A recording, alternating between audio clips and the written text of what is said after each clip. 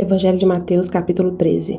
A parábola do semeador. Naquele mesmo dia, Jesus saiu de casa e foi assentar-se à beira do mar. Uma grande multidão reuniu-se ao seu redor, e por esse motivo entrou num barco e assentou-se. E todo o povo estava em pé na praia. Jesus ensinou-lhes então muitas coisas por meio de parábolas, como esta. Eis que um semeador saiu a semear. Enquanto realizava a semeadura, parte dela caiu à beira do caminho, e vindo as aves, a devoraram. Outra parte caiu em terreno rochoso, onde havia uma fina camada de terra, e logo brotou, pois o solo não era profundo. Porém, quando veio o sol, as plantas se queimaram, e por não terem raiz, secaram. Outra parte caiu entre os espinhos. Estes, ao crescer, sufocaram as plantas. Contudo, uma parte caiu em boa terra, produzindo generosa colheita, a 100, 60 e 30 por 1. Aquele que tem ouvidos para ouvir, que ouça. O propósito das parábolas. Então os discípulos se aproximaram dele e perguntaram: Por que lhes falas por meio de parábolas? Ao que ele respondeu: Porque a vós outros foi dado o conhecimento dos mistérios do reino dos céus, mas a eles isso não lhes foi concedido. Pois a quem tem, mais se lhe dará, e terá em abundância, mas ao que quase não tem, até o que tem lhe será tirado. Por isso lhes falo por meio de parábolas, porque vendo, não enxergam, e escutando, não ouvem, muito menos compreendem. Nele se cumpre a profecia de Isaías. Ainda que continuamente estejais ouvindo, jamais entendereis, mesmo que sempre estejais vendo, nunca percebereis. Posto que o coração deste povo está petrificado, de má vontade escutaram com seus ouvidos, e fecharam os seus olhos, para evitar que enxerguem com os olhos, ouçam com os ouvidos, compreendam com o coração, convertam-se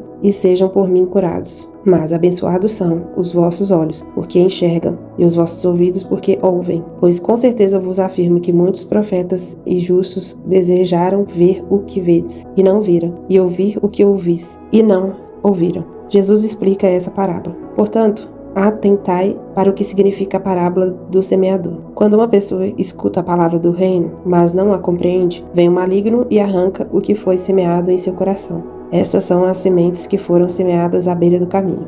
O que foi semeado em terreno rochoso, esse é o que ouve a palavra e logo aceita com alegria. Contudo, visto que não tem raiz em si mesmo, resiste por pouco tempo. E quando por causa da palavra chegam os problemas e as perseguições, logo perde o ânimo. Quanto ao que foi semeado entre os espinhos, este é aquele que ouve a palavra, mas as preocupações desta vida e a sedução das riquezas sufocam a mensagem, tornando-a infrutífera.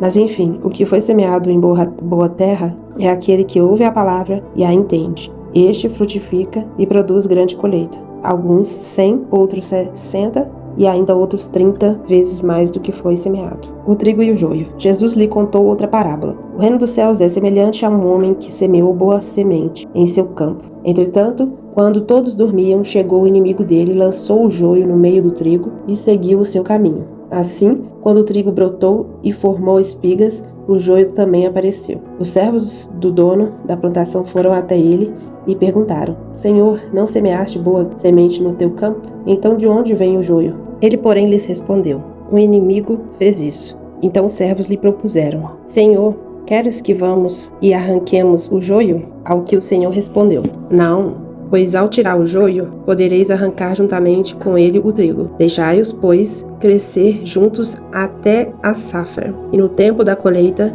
direis aos ceifeiros: Primeiro ajuntai o joio e arrancai-o em feixes, para ser queimado. Mas o trigo recolhei-o no meu celeiro, o grão de mostarda. Outra parábola ainda lhes propôs Jesus, dizendo: O reino dos céus é como um grão de mostarda, que um homem tomou e plantou em seu campo. Embora seja a menor dentre todas as sementes, quando cresce chega a ser a maior das plantas, e se torna uma árvore, de maneira que as aves do céu vêm aninhar-se em seus ramos. O fermento. E contou-lhes mais outra parábola. O reino dos céus é semelhante ao fermento que uma mulher pegou e misturou em 3 medidas de farinha, até que toda a massa ficou levedada.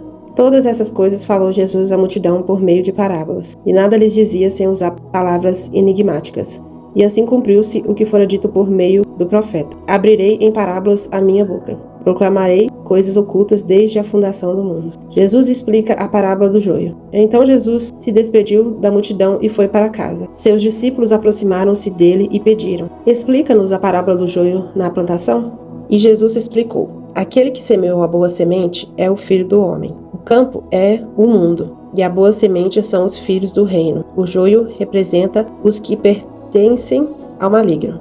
O inimigo que semeou o joio é o diabo. A colheita é o final desta era, e os celeiros são os anjos. Da mesma maneira que o joio é colhido e jogado ao fogo, assim será no fim desta era. O Filho do homem mandará os seus anjos, e eles ceifarão do teu reino tudo o que causa tropeço e todos os que praticam o mal.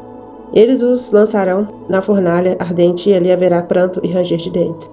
Então os justos reluzirão como o sol no reino de seu Pai. Aquele que tem ouvidos para ouvir, que ouça. O tesouro escondido. O reino dos céus assemelha-se a um tesouro escondido no campo. Certo homem, tendo encontrado, escondeu novamente. Então, transbordando de alegria, vai, vende tudo o que tem e compra aquele terreno. A parábola de grande valor. Da mesma forma, o reino dos céus é como um negociante que procura pérolas preciosas. E assim que encontrou uma pérola valiosíssima, foi, vendeu tudo o que tinha e a comprou, os bons e os maus peixes. O reino dos céus é ainda semelhante a uma rede que, lançada ao mar, recolhe peixes de toda espécie. E quando está repleta, os pescadores a puxam para a praia. Então se assentam e juntam os bons em cestos, mas jogam fora os ruins. Assim também ocorrerá no final dessa era. Chegarão os anjos e irão separar os maus dentre os justos, e lançarão os maus na fornalha ardente, e ali haverá grande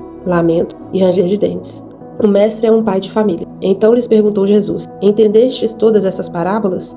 Ao que eles responderam: Sim, Senhor. E Jesus lhe disse: Portanto, todo mestre da lei, bem esclarecida quanto ao reino dos céus, é semelhante a um pai de família que sabe tirar do seu tesouro coisas novas e coisas velhas. O profeta não é honrado pelos seus. Havendo terminado de contar essas parábolas, retirou-se Jesus dali. Chegando à cidade, começou a ensinar o povo na sinagoga, de tal maneira que as pessoas se admiravam e exclamavam: De onde lhe vem tanta sabedoria e estes poderes para realizar milagres? Ora, não é este o filho do carpinteiro? O nome de sua mãe não é Maria? E o de seus irmãos, Tiago, José, Simão e Judas? Não vivem entre nós todas as suas irmãs? Portanto, de onde obteve todos esses poderes? E ficavam escandalizados por causa dele. Entretanto, Jesus lhe afirmou: Não há profeta sem honra, a não ser em sua própria terra e em sua própria casa. E Jesus não realizou ali muitos milagres por causa da falta de fé daquelas pessoas.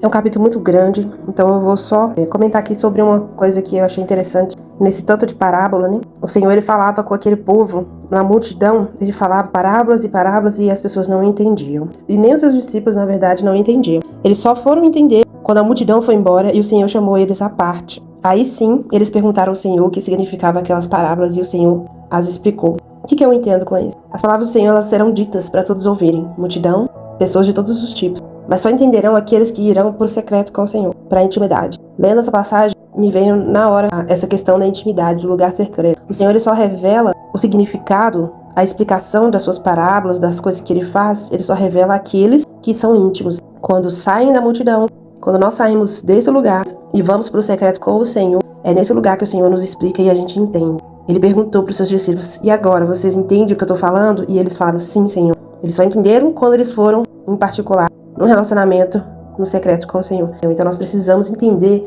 que nós não vamos ter a revelação do Senhor no meio das pessoas. Numa igreja cheia, numa praça cheia, seja qual for o lugar, uma célula. Nós só vamos entender a revelação do Senhor no nosso secreto, na nossa intimidade com Ele. Vamos fazer uma oração. Senhor Deus, querido Pai, muito obrigado por esta palavra, muito obrigado por todo o ensinamento que o Senhor nos deixou. Que o Senhor venha nos ajudar a entender, Senhor Deus, a Tua palavra. Que o Senhor venha abrir o nosso entendimento.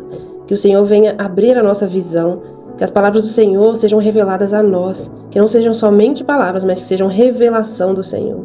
Que o Espírito Santo venha nos dar intimidade com o Senhor.